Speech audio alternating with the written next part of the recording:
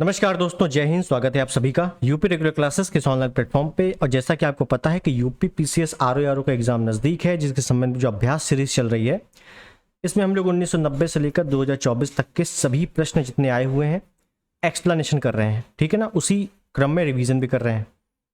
और आज ये क्लास यूपी जीके की, उत्तर प्रदेश सामान्य ज्ञान, और उत्तर प्रदेश सामान्य ज्ञान की है चौथी क्लास है। इसके पहले 3 क्लासेस ऑलरेडी यूपी जीके की हो चुकी है, सभी की प्लेलिस्ट बनी हुई है, जाके चेक कर सकते हो। क्लियर। अब आज बात कर ले, पहले आपको पता चल गया होगा कि आरओ का एग्जाम जो है वो 3 शिफ्ट में होने वाला है,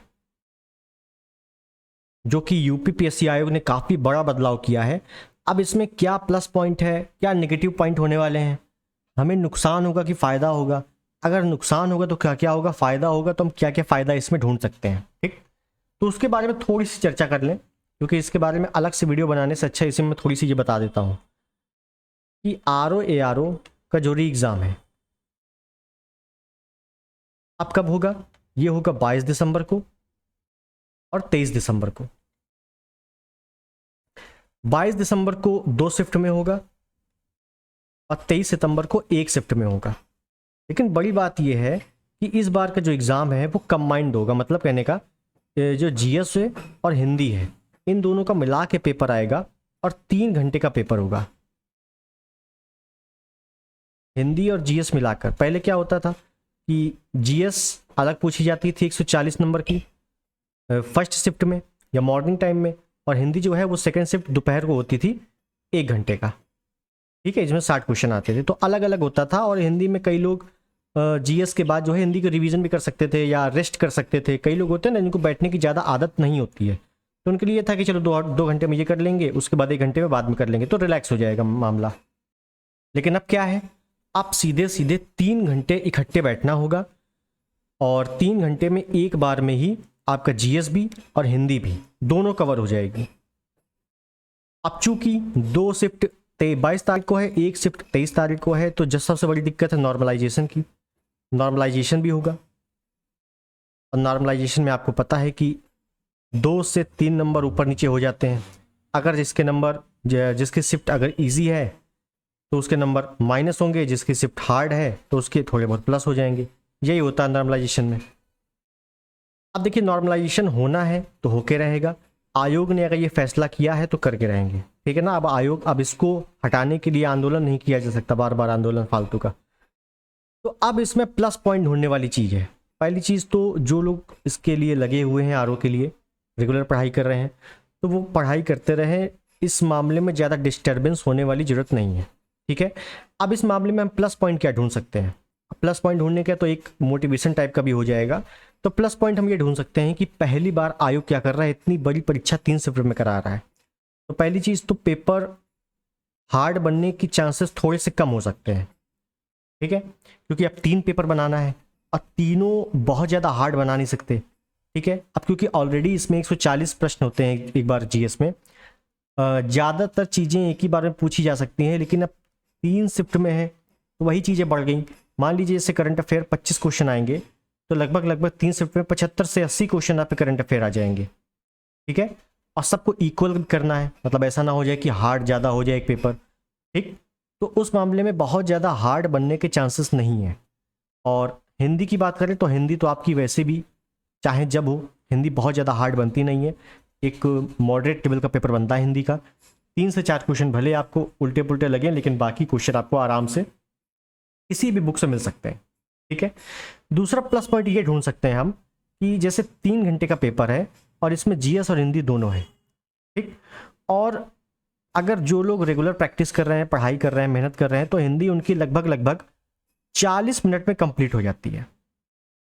सुना होगा ना कि यार मैंने तो हिंदी 40 मिनट में करके बैठ गया था मैं। अब यहाँ पे जो टाइम बचा, जी आप पूरा का पूरा दे सकते हो जीएस को।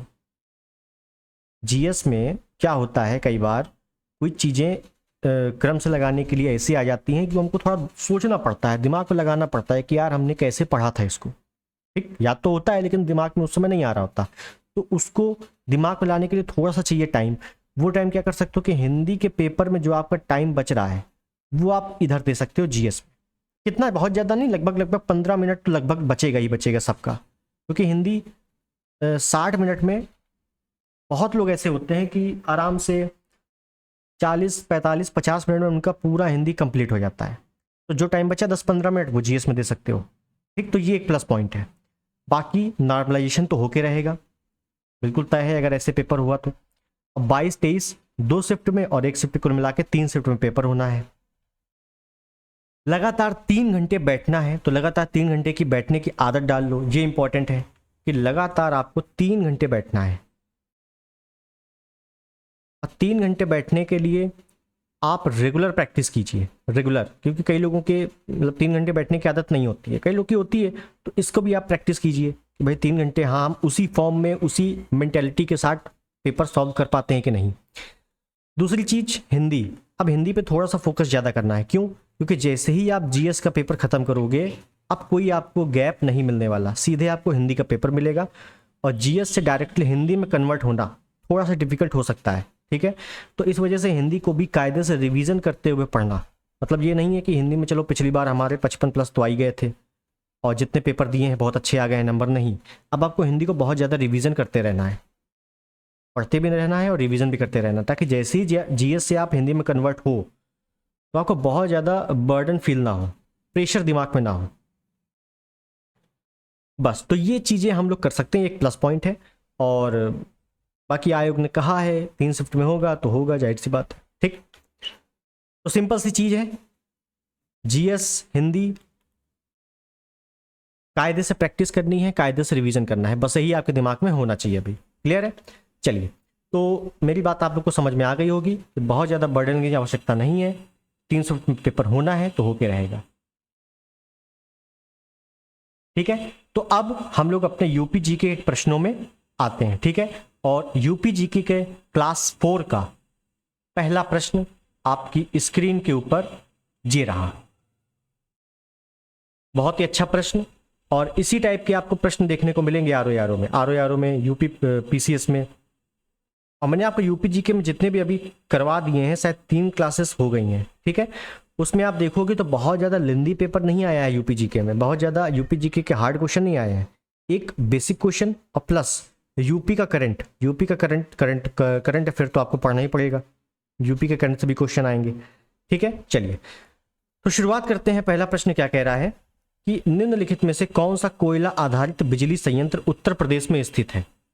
कोयला आधारित, तो कोयला आधारित विद्युत संयंत्र कौन सा है, या जल विद्युत संयंत्र कौन सा है, ऐसी चीजें पूछ ली जाती हैं। तो कोयला आधारित ध्यान रखना है, प्रमुखता मैं करवा देता हूं आपको कि प्रमुख कोयला आधारित कौन कौन से हैं। कोयला आधारित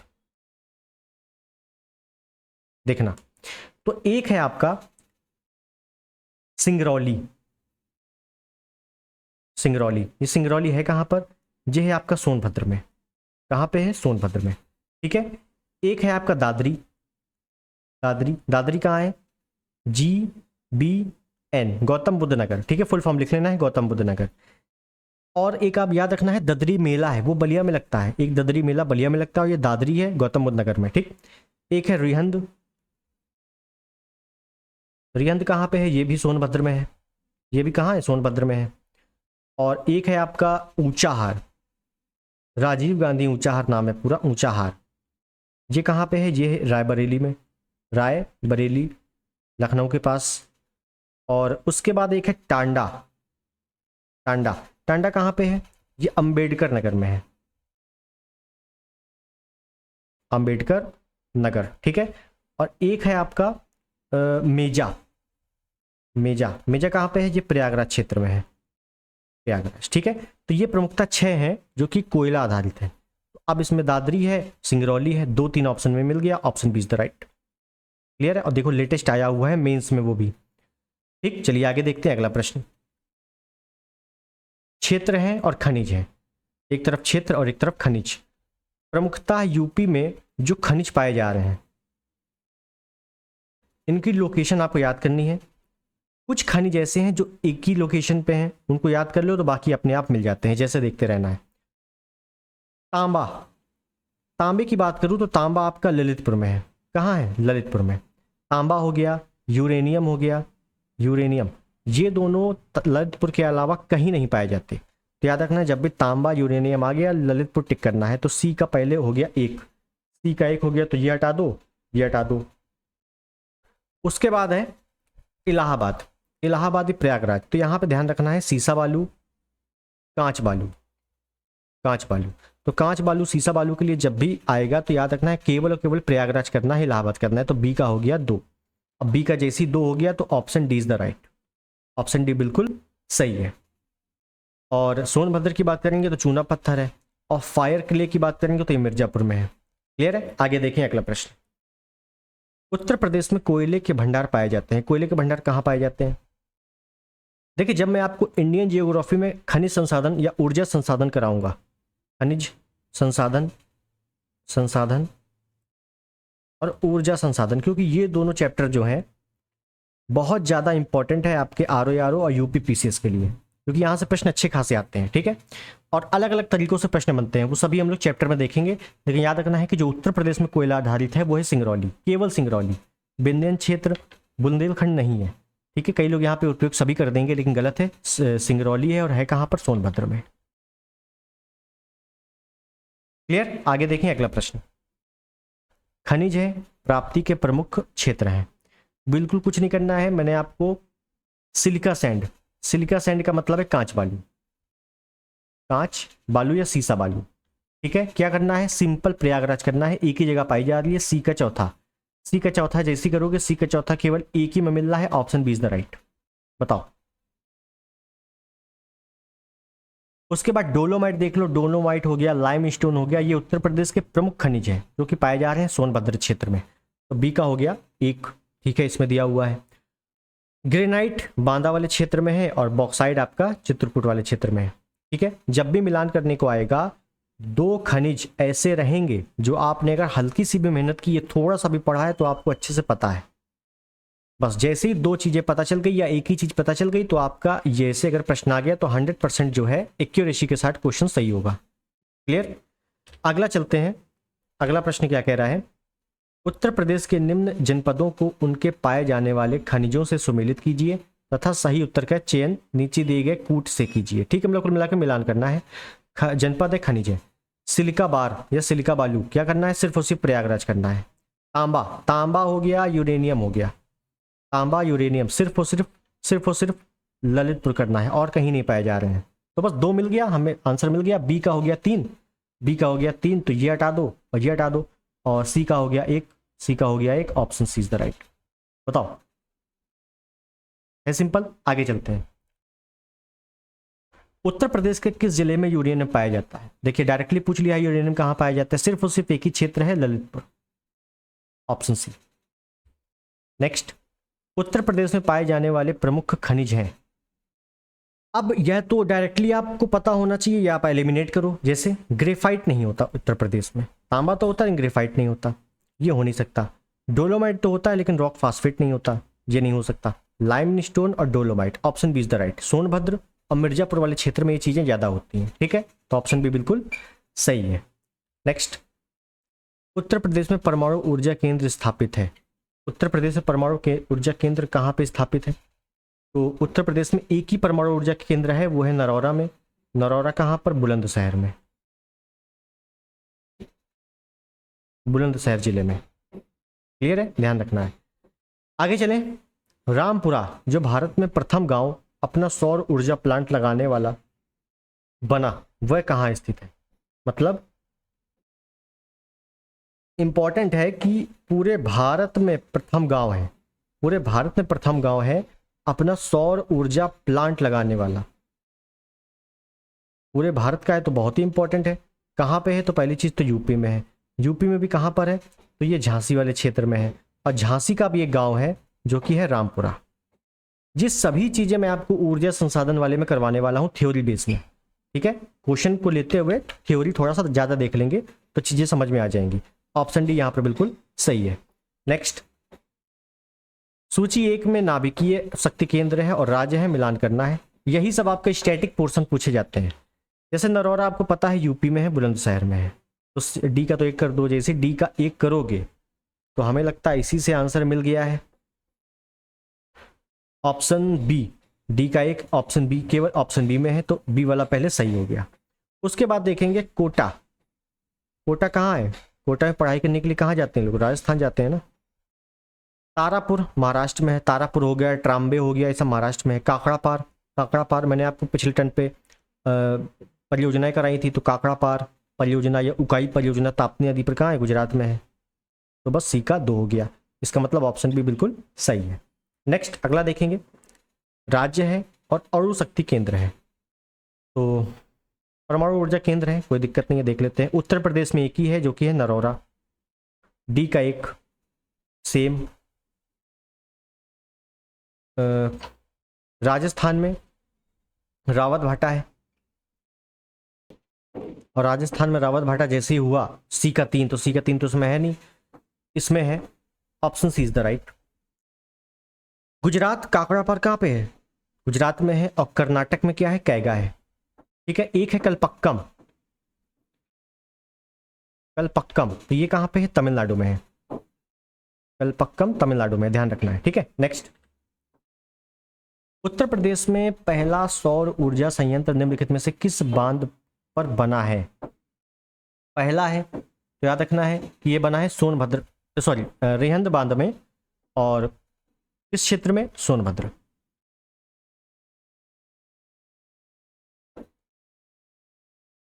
और ये उत्तर प्रदेश का पहला तैरता हुआ ऊर्जा संयंत्र है, सौर ऊर्जा संयंत्र। क्लियर है, ध्यान रखना है। नेक्स्ट, गंगा नदी के निम्नलिखित में से किस भाग को राष्ट्रीय जलमार्ग घोषित किया गया है?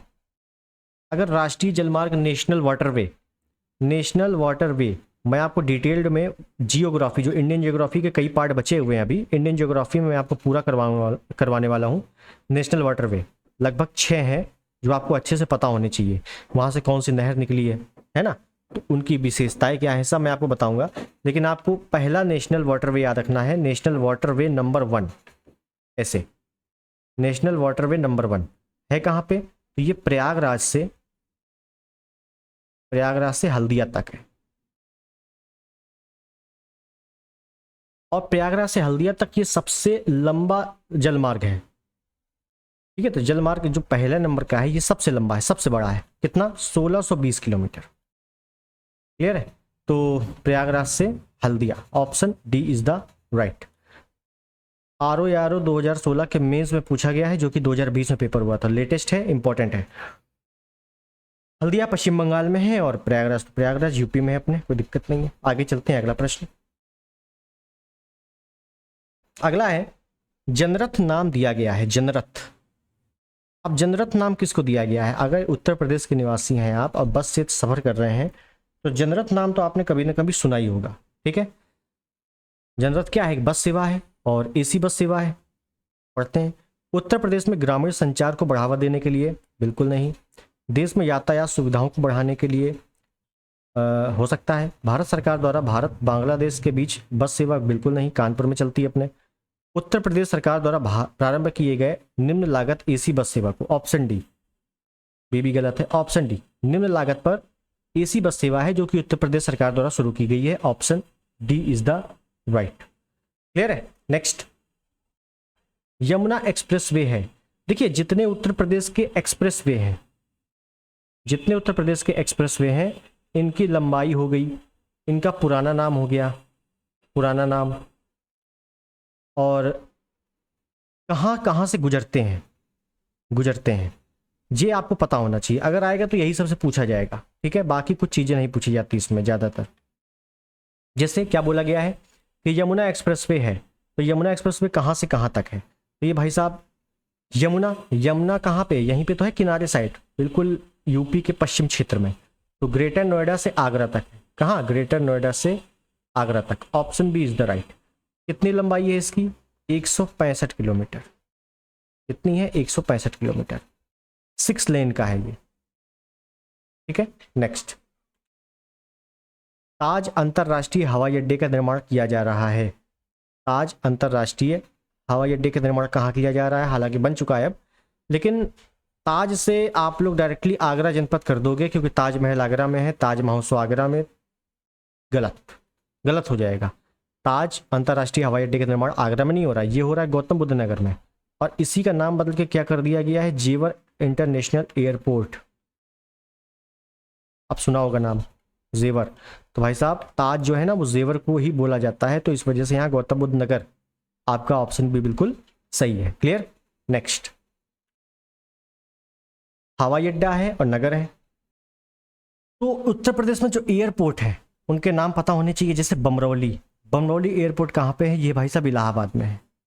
ए का हो गया चौथा, ए का चौथा हो गया, तो इसको हटाओ इसको हटाओ। चकेरी, चकेरी कहाँ पे है भाई साहब? कानपुर में है चकेरी। बी का हो गया तीसरा, बी का तीसरा हो गया, चलो ठीक है। हिंडन कहाँ पे है? गाजियाबाद में है। सी का हो गया पहला, option D is the right. Fursatganj Raebareli में। ठीक है, आप समझिए और क्या क्या एयरपोर्ट हैं प्रमुखता जो आपसे पूछे जा सकते हैं। जैसे जैसे आपको पता है एक एयरपोर्ट बहुत ही प्रसिद्ध राजधानी वाला, लखनऊ। लखनऊ को पहले अमौसी बोलते थे। पहले क्या बोलते थे? अमौसी। पहले बोलते थे अमौसी एयरपोर्ट, लेकिन अब क्या बोलते हैं? चौधरी चरण सिंह। चौधरी चरण Singh international airport. Clear? Clear है इतना? एक एयरपोर्ट है आगरा। आगरा में जो एयरपोर्ट है उसको क्या बोलते हैं? खिरिया। खिरिया एयरपोर्ट, याद रख लेना है। आगरा में जो एयरपोर्ट है उसको बोलते हैं खिरिया। सहारनपुर, सहारनपुर में एयरपोर्ट है उसको क्या बोलते हैं? सरसावा। सरसावा, सा से सहारनपुर, सा से सरसावा एयरपोर्ट। ठीक। कुछ एयरपोर्ट ऐसे हैं जिनके उनके नाम ही से हैं, जैसे ललितपुर में कौन सा एयरपोर्ट है? ललितपुर हवाई अड्डा है। ठीक है, तो इस हिसाब से है। और एक याद रख लेना है, बनारस। बनारस, बनारस या वाराणसी, यहाँ पे कौन सा एयरपोर्ट है? यहाँ पे है बावतपुर। बावतपुर एयरपोर्ट, लेकिन नाम बदल के क्या कर दिया गया?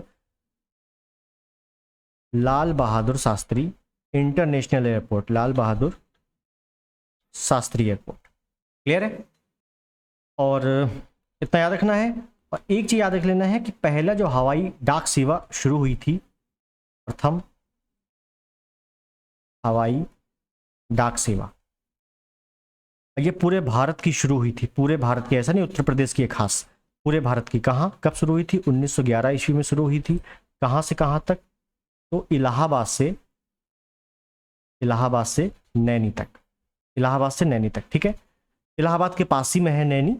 इलाहाबाद में एक जेल भी है जो कि नैनी जेल है। अभी आगे बात करेंगे नैनी जेल की, ठीक है ना, उसके भी क्वेश्चन है। तो लगभग लगभग 10 से 12 किलोमीटर है इसकी दूरी। ठीक है, तो ये ध्यान रखना है। ठीक, आगे चलते हैं अगले प्रश्न। देखिए क्या कह रहा है, उत्तर मध्य रेलवे का मुख्यालय अवस्थित है। उत्तर मध्य रेलवे, देखिए वैसे तो अगर टोटल रेल जोन की बात करें, टोटल रेल जोन कितने हैं? 18 हैं। टोटल रेल जोन कितने? 18 हैं, जिसमें से 2 आपके यूपी में हैं। कौन कौन से? एक है उत्तर मध्य रेलवे जिसका हेडक्वार्टर कहाँ पे है? इलाहाबाद प्रयागराज में। और एक है आपका पूर्वोत्तर रेलवे। पूर्व उत्तर रेलवे, इसका हेडक्वार्टर कहाँ पे? गोरखपुर में। भाई साहब यूपी में 2 रेल जोन है। ठीक है, एक प्रयागराज में और एक गोरखपुर में। क्लियर है? ध्यान रहेगा। चलिए आगे चले। क्या कह रहा है, आगरा लखनऊ एक्सप्रेस वे हवाई की लंबाई है लगभग। तो आगरा लखनऊ एक्सप्रेस वे की लंबाई कितनी है? तो इसको ध्यान रख लेना है। पहली बात तो आगरा से लखनऊ तक है और इसकी लंबाई है एग्जैक्टली 302 किलोमीटर। 302 किलोमीटर। तो 302 है तो ऑप्शन है, लगभग पूछ रहा है तो ऑप्शन इज द राइट। ठीक है, सिंपल है। आगरा से ये फिरोजाबाद, मैनपुरी, इटावा है ना, इटावा के बाद औरैया, कन्नौज, कानपुर, उन्नाव, और कानपुर के बाद उन्नाव, उन्नाव के बाद लखनऊ। ठीक है ना, तो यहाँ से ये गुजरता है। खैर आगे चले। नगर है, हवाई अड्डा है, फिर से आ गया, कोई दिक्कत नहीं। लखनऊ, लखनऊ में क्या है? अमौसी, लेकिन नाम बदल के चौधरी चरण सिंह कर दिया गया है। पहले का तीसरा इसमें है और इसमें है। वाराणसी, बावतपुर, और उसका नाम बदल के क्या कर दिया गया? लाल बहादुर शास्त्री। तो बी का हो गया पहला। ठीक है, तो option D is the right. Kanpur में क्या है? कानपुर में चकेरी है। आगरा में खिरिया है। क्लियर है? सभी को देख चुके हैं हम लोग। हाँ आगे चलते हैं। जीटी रोड नहीं गुजरती है। जीटी रोड कहाँ से नहीं गुजरती? तो देखिए जीटी रोड को पहले तो इसका जो एनएच है, NH-19 बोलते हैं जीटी रोड को, NH-19। लेकिन इसका पुराना नाम है पुराना नाम क्या है? NH2, NH2। ये क्वेश्चन आपका लेखपाल में आया था यूपी में, ठीक है, जिसमें से कन्फ्यूजन हो गए थे कई लोग, 19 होगा कि 2 होगा। खैर, तो वर्तमान में नाम क्या है, 19, NH19, NH19। ये कहाँ से नहीं गुजरती है, तो कहाँ से गुजरती है ये पता होना चाहिए। तो अगर हम लोग यूपी के दृष्टि से देखें तो ये आगरा से एंट्री, आगरा से फिरोजाबाद, फिरोजाबाद से इटावा, इटावा से कानपुर, कानपुर से फतेहपुर होते हुए प्रयागराज, प्रयागराज से बनारस, बनारस से सीधे कोलकाता, बनारस से मुगल सराय, मुगल सराय होते हुए कोलकाता। ठीक है, तो यहां से गुजरती है, ये मुगल सराय से गुजरती है। ठीक है, टेंशन नहीं लेना, इधर मैं लिख देता हूं साफ साफ, मुगल सराय, मुगल सराय से कलकत्ता। तो बस प्रयागराज से गुजरी, बिल्कुल, आगरा से बिल्कुल, मुगल सराय से बिल्कुल। ऑप्शन क्या, अलीगढ़, अलीगढ़ से नहीं गुजरती, option C is the right. ठीक है ना, तो इतने याद करने, इतने में कहीं भी जब आ जाएगा। आगे चलते हैं, अगला प्रश्न। राष्ट्रीय राजमार्ग विकास परियोजना के उत्तर दक्षिण तथा पूर्व पश्चिम गलियारे मिलते हैं, मतलब उत्तर दक्षिण क्या हो जाएगा, उत्तर दक्षिण श्रीनगर, श्रीनगर से कन्याकुमारी, और पूर्व पश्चिम क्या हो जाएगा, इधर इधर क्या होगा, गुजरात साइड पोरबंदर, पोरबंदर से इधर क्या हो जाएगा, सिलचर, सिलचर। ठीक है, तो ये कोने हैं और ये आपस में कहाँ मिल रहे हैं, किस लोकेशन पे मिल रहे हैं, तो ये यूपी में मिल रहे हैं। यूपी में भी कहाँ मिल रहे हैं, झांसी में। Option B is the right. Clear, next आगे चलते हैं। 1924 में संयुक्त प्रांत वर्तमान उत्तर प्रदेश के किस शहर में संपूर्ण भारत से क्रांतिकारियों की बैठक बुलाई गई थी। बहुत ही अच्छा क्वेश्चन, बहुत ही इंपॉर्टेंट क्वेश्चन, और यूपी से तो यूपी जीके के तो है ही है, लेकिन ये मॉडर्न हिस्ट्री में पूरी स्टोरी के साथ हम लोग कवर करेंगे जब मॉडर्न हिस्ट्री, क्योंकि मॉडर्न हिस्ट्री में अब जो क्लासेस शुरू होने वाली हैं वो 1885 मतलब कांग्रेस की स्थापना से लेकर 1947 तक कंटिन्यू क्लास होगी। ठीक है, तो उस पर हम लोग काफ़ी डिटेल्ड में एक एक पॉइंट, एक एक घटनाओं पर बात करेंगे, एक एक व्यक्ति की बात करेंगे, कौन कौन शामिल था, और बहुत ही अच्छे से याद करेंगे। तो इसमें उसे क्या बोला गया है, 1924 में। अब 1924 में संयुक्त प्रांत यानी कि उत्तर प्रदेश, तो 1924 में उत्तर प्रदेश में क्या हुआ था, एक मीटिंग हुई थी। और हालांकि देखो ये 2023 में प्रश्न आ चुका है, एक मीटिंग हुई थी, क्या हुई थी, यहां लिखता हूं, HRA पढ़ा होगा, Hindustan Republican association, Hindustan Republican association. इसकी स्थापना 1924 में कहाँ हुई थी, कानपुर में। कहाँ हुई थी, कानपुर में। ठीक, संस्थापक कौन थे इसके, सचिंद्र सान्याल, सचिंद्र सान्याल, सचिंद्र सान्याल संस्थापक थे। इसमें शामिल थे राम प्रसाद बिस्मिल थे, चंद्रशेखर आजाद थे, राजेंद्र लाहिड़ी थे, रोशन सिंह थे, और अशफाक उल्लाह खां थे, कई लोग थे। अब हुआ ये, भाई इनका मेन मकसद क्या था, आज़ादी लेना, आज़ादी के लिए हमें पैसे की ज़रूरत है और हथियारों की ज़रूरत है। तो हुआ ये कि 9 अगस्त 1925, ठीक अगले साल, Kakori train action, Kakori train action, Kakori train action में कौन कौन थे, तो ये रिपब्लिकन एसोसिएशन के जो जो सदस्य थे वो लगभग इसमें शामिल थे। और काकोरी ट्रेन एक्शन में लगभग 4 लोगों को फांसी हो गई। भाई आगे हम लोग बात करेंगे, ये पूरा ये मॉडर्न हिस्ट्री में 4 लोगों को फांसी हो गई। और जब 4 लोगों को फांसी हो गई तो ये संस्था क्या हो गई, रद्द हो गई, खत्म हो गई, बंद हो गई। ठीक, 1924 में। फिर हुआ क्या, 1924 के बाद 1928 में हिंदुस्तान सोशलिस्ट रिपब्लिकन एसोसिएशन, क्या मैं फुल फॉर्म नहीं लिख रहा हूं, मैं बोल दे रहा हूं, हिंदुस्तान सोशलिस्ट रिपब्लिकन एसोसिएशन का स्थापना हुई। इसी का अपडेटेड वर्जन था ये, समझ रहे हैं। तो क्वेश्चन क्या आता है, क्वेश्चन ये आता है, हिंदुस्तान रिपब्लिकन एसोसिएशन की स्थापना के बाद 1928 में उसका पुनरुद्धार किस नाम से हुआ था, तो हिंदुस्तान सोशलिस्ट रिपब्लिकन एसोसिएशन, केवल सोशलिस्ट जोड़ दिया गया था। और इसकी स्थापना में फिर भगत सिंह थे, चंद्रशेखर आजाद थे, और इसकी स्थापना कहाँ हुई थी, दिल्ली में। दिल्ली में फिरोज शाह कोटला मैदान में हुई थी। क्लियर है? तो पहली बात तो 1924 की बात कर रहा है, 1924 में हम कहाँ पे हैं? कानपुर में है। Option B is the right, sorry option D is the right, Kanpur. मेरी बात समझ गए? ऑप्शन डी बिल्कुल सही है, कानपुर। चलिए आगे देखें। उत्तर प्रदेश के किस नगर में सर्वप्रथम भारतीय राष्ट्रीय कांग्रेस का वार्षिक अधिवेशन हुआ था? तो कांग्रेस का जो पहला अधिवेशन जो यूपी में हुआ तो कब हुआ था? 1885 को इसकी स्थापना होती है। तो 1885, 1886, 1887 और 1888, ये जो 1888 है ना, ये चौथे नंबर की, फोर्थ क्रम याद रखना है। क्रम भी हम लोग देखते हुए चलेंगे मॉडर्न हिस्ट्री में। फोर्थ नंबर की जो बैठक है, फोर्थ नंबर की जो अध्यक्षता हुई है, ये हुई है आपके प्रयागराज में,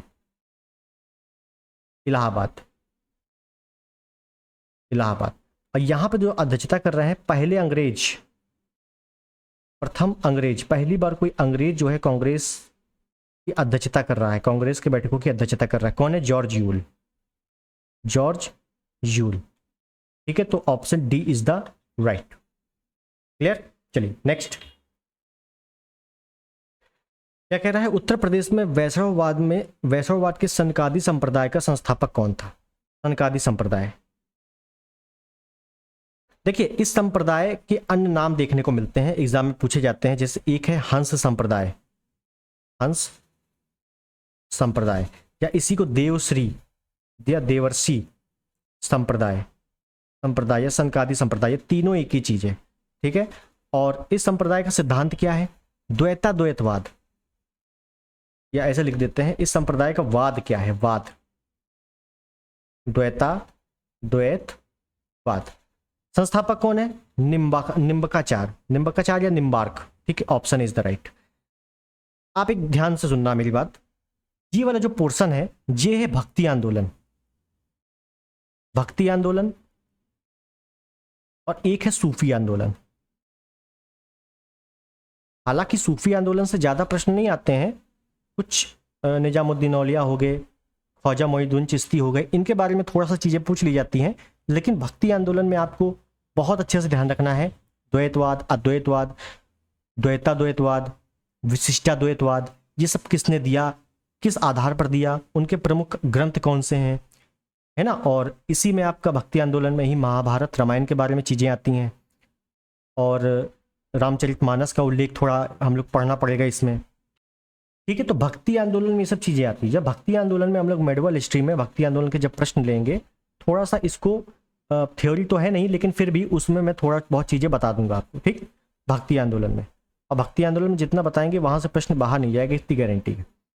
अभी आपको केवल याद करना है ऑप्शन ए, और ये सारे क्वेश्चन, इस टाइप के तमाम क्वेश्चन जो है वहाँ पे लेते हुए अच्छे से कवर करेंगे। चलिए आगे चलें। अभी किस फ्रांसीसी यात्री ने काशी को भारत का एथेंस कहा है? ये तो डायरेक्टली आपका 2 बार आ भी चुका है और कई बार आ चुका है, ये पहले भी आया था, लिखा नहीं है। भारत का एथेंस कहाँ है? ये एक एज ए कॉम्प्लीमेंट है और स्टेटमेंट है। भारत का एथेंस का याद रखना है बर्नियर, ऑप्शन डी बर्नियर। फ्रांसीसी चिकित्सक है, यात्री है, और मतलब अगर पूछ ले किसके दरबार में था, तो ये हम लोग मुगल काल में पढ़ेंगे, दारा शिकोह, दारा शिकोह, ठीक है ना, उसके काल में था। चलिए आगे चले। चंदावर के युद्ध 1194 ईस्वी में राजा जयचंद मोहम्मद गौरी से पराजित हुआ। चंदावर की वर्तमान भौगोलिक स्थिति क्या है? क्रम पढ़ा होगा आपने, 1191 में तराइन का पहला, 1192 में तराइन का दूसरा, 1194 में चंदावर का युद्ध। जयचंद्र कौन है? गेहरवाल वंश का शासक है, गेहरवाल वंशी शासक। और मोहम्मद गौरी, गेहरवाल वंश का शासक जयचंद्र और मोहम्मद गौरी के बीच युद्ध होता है। मोहम्मद गौरी जीत जाता है, जयचंद्र पराजित हो जाता है। लेकिन ये चंदावर की वर्तमान स्थिति है क्या? चंदावर है कहाँ? याद रखना, इटावा में है। कहाँ है? इटावा में, उत्तर प्रदेश के इटावा जनपद, यमुना नदी के तट पर। Option A is the right. Latest है, आया हुआ है। नेक्स्ट आगे चलते हैं।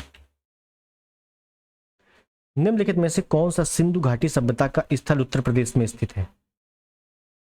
रोपड़ पंजाब में है, सिंधु घाटी सभ्यता हम लोग पढ़ चुके हैं। बनावली हरियाणा में है, मांडा जम्मू कश्मीर में है। बचा क्या? हुलास, हुलास कहाँ पे है? सहारनपुर। और सहारनपुर मतलब यूपी। क्लियर है, option D is the right. Next, निम्नलिखित में से कौन सा एक क्रांतिकारी काकोरी ट्रेन कांड से संबंधित नहीं था? देखिए, काकोरी ट्रेन एक्शन हम लोग विस्तार से पढ़ने वाले हैं, ठीक है, इसमें ये मत सोचना कि इसको ऐसे ही है। जब हम लोग मॉडर्न हिस्ट्री पढ़ेंगे तो उसमें आपको काफ़ी डिटेल में बताऊंगा इसके बारे में, कैसे क्या क्या हुए थे, कितने लोग अरेस्ट हुए थे, कैसे कुछ लोग छूटे थे, किसने छुड़वाया था, वकील कौन था, सभी कुछ देखेंगे। बस अभी आप इतना देखो कि काकोरी ट्रेन कांड से संबंधित नहीं है। तो काकोरी ट्रेन कांड 9 अगस्त 1925 को ये होता है। इसमें 4 लोगों को फांसी दी जाती है। कौन है? अशफाक उल्ला खां, दूसरे हैं राम प्रसाद बिस्मिल, तीसरे हैं रोशन सिंह, चौथे हैं राजेंद्र लाहिड़ी। आपको नाम दिख रहा है अच्छे से? हाँ। इनको फांसी कहाँ दी गई ये पूछा जाता है। अशफाक उल्ला खां को फांसी दी जाती है फैजाबाद जेल में। कहाँ? फैजाबाद जेल में। और राम प्रसाद बिस्मिल को फांसी दी जाती है गोरखपुर में। उसके बाद रोशन सिंह को फांसी दी जाती है नैनी में। नैनी कहाँ? प्रयागराज। अभी मैंने बताया था नैनी में एक जेल ही है। और राजेंद्र लाहिड़ी को फांसी दी जाती है गोंडा जेल में। गोंडा, यहाँ पे क्या होता है? फांसी दी जाती है। तो कौन संबंधित नहीं है? राजेंद्र लाहिड़ी है, अशफाक उल्ला खां है, रोशन सिंह है। खुदीराम बोस संबंधित नहीं है। खुदीराम बोस क्या है? खुदीराम बोस क्या स्पेशल है? तो मुजफ्फरपुर कांड 1908 में होता है, मुजफ्फरपुर बम कांड।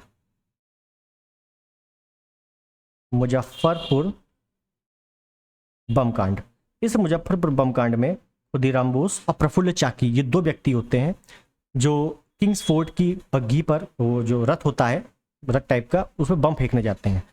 लेकिन मर जाता है कौन? कैनेडी की पूरी फैमिली मर जाती है। आपने स्टोरी पढ़ी होगी। अब कैनेडी की पूरी फैमिली मर जाती है तो प्रफुल्ल चाकी, खुदीराम बोस को बड़ा अफसोस होता है कि मारने किसको आए थे, मर कौन गया। तो प्रफुल्ल चाकी खुद को गोली मार देते हैं क्योंकि वो एक आहत थे। ठीक, उन्होंने खुद को गोली मार ली। खुदीराम बोस बचे। इनको दे दी गई फांसी। कब? 1908 में। और मात्र 16 वर्ष की आयु में, 16 कहीं 17 मिल जाता है, तो 16-17 वर्ष की आयु में इनको फांसी दे दी गई थी। ठीक है, तो ध्यान रखना है इसके बारे में। पूरे विस्तार से हम लोग मॉडर्न हिस्ट्री पढ़ने वाले हैं, स्टोरी बेस्ड। ठीक है, खैर आगे चलें। ओके, तो हमारे सारे प्रश्न होते हैं यहाँ पे समाप्त। एंड हम लोगों ने आज यूपी जीके का पोर्शन देखा, क्लास नंबर 4 थी। ठीक है, और यूपी जीके में अगले टर्न पे हम लोग काफ़ी चीज़ें बहुत ही विस्तार से पढ़ने वाले हैं, क्योंकि यूपी जीके में कुछ ऐतिहासिक चीज़ें भी आ गई हैं और ऐतिहासिक चीज़ों से आपसे प्रश्न काफ़ी बनते हैं। ठीक है, तो अगर चैनल पर नए हो, सब्सक्राइब नहीं किया है, सब्सक्राइब कर देना। वीडियो पसंद आए तो लाइक कर देना और शेयर कर देना। मिलते हैं अगले वीडियो में। और बिल्कुल भी टेंशन नहीं लेनी है, चाहे आपका 2 शिफ्ट में हो, 3 शिफ्ट में हो, अपने स्कोर पे ध्यान देना है। स्कोर सही होगा तो चाहे 3 शिफ्ट में हो, 4 शिफ्ट में हो, सिलेक्शन हो जाएगा। ठीक है, तो मिलते हैं अगले वीडियो में। तब तक के लिए नमस्कार, जय हिंद, वंदे मातरम।